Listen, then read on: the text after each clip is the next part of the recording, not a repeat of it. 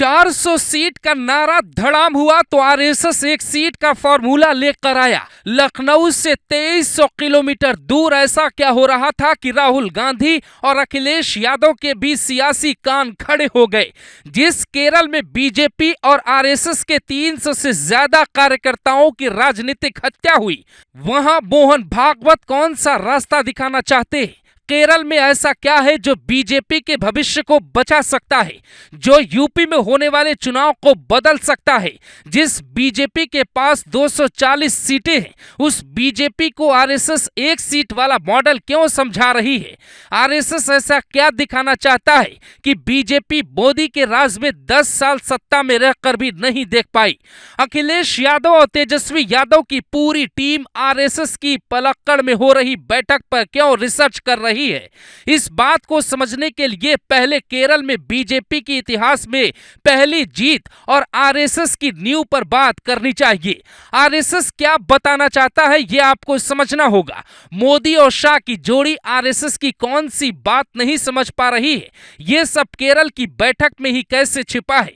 केरल में सबसे बड़ी आबादी मुसलमानों की है, दूसरे नंबर पर ईसाई हैं, जबकि तीसरे नंबर पर हिंदू आते हैं। यानी यूपी के संभल और रामपुर से भी अलग मिजाज केरल का है।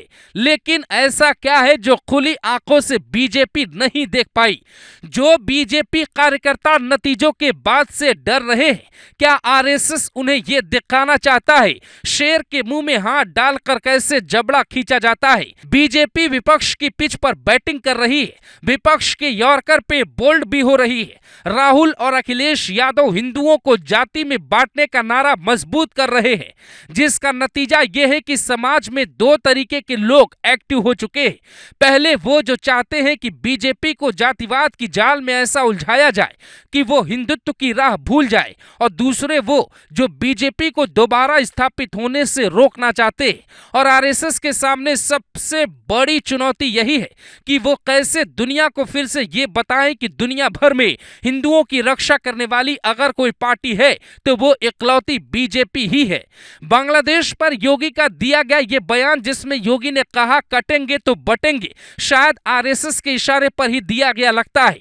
इसीलिए सियासी गलियारों में अब ये चर्चा भी खुलकर होने लगी है कि आरएसएस ने इस मीटिंग के बाद अपनी नई त्रिमूर्ति ढूंढ ली है, जिसमें असम के मुख्यमंत्री हिमंता बिस्व शर्मा, यूपी के मुख्यमंत्री योगी आदित्यनाथ और मध्य प्रदेश के मुख्यमंत्री मोहन यादव हैं, जो हार्ड हिंदुत्व के रास्ते बीजेपी को दोबारा 2024 वाले युग में पहुंचाएंगे। और ये तभी हो पाएगा जब पार्टी त्रिशूल वाले फॉर्मूले पर काम करेगी। क्या है त्रिशूल फॉर्मूला? केरल के 68 सालों के इतिहास में पहली बार बीजेपी को किसी लोकसभा सीट पर जीत मिली। त्रिशूर सीट से सुरेश गोपी सांसद चुने गए। बाद में मोदी सरकार में उन्हें मंत्री भी बनाया गया। कहा जाता है कि इस सीट पर बीजेपी की जीत में आरएसएस की बड़ी भूमिका है। देश भर में आरएसएस की कुल 60,000 शाखाएं, जिसमें से 9% यानी 5200 केरल में अकेले हैं, जो ये बताने के लिए काफी है कि केरल में कमल खिलाने के लिए आरएसएस कितनी मेहनत कर रहा है। ये वही केरल है जहां के मसालों की खुशबू सूंघकर विदेशी हिंदुस्तान आए और हम पर राज करने लगे। इसीलिए इस केरल में भगवा को मजबूत कर आरएसएस मिशन अखंड भारत शुरू होने का एक बड़ा संदेश भी देना चाहती है। इसके अलावा सूत्र ये भी बताते हैं कि मोहन भागवत ने इस मीटिंग में 10 मुद्दों पर बड़ी गहराई से मंथन किया और इसका आदेश भी दिया कि पार्टी को इसी लाइन पर चलना पड़ेगा। 2024 चुनाव के नतीजे, बांग्लादेश में हिंदुओं की हालत, देश भर में बढ़ रहे महिलाओं के खिलाफ मामले, जलवायु संकट और आदिवासी इलाकों में धर्मांतरण का मुद्दा शामिल था।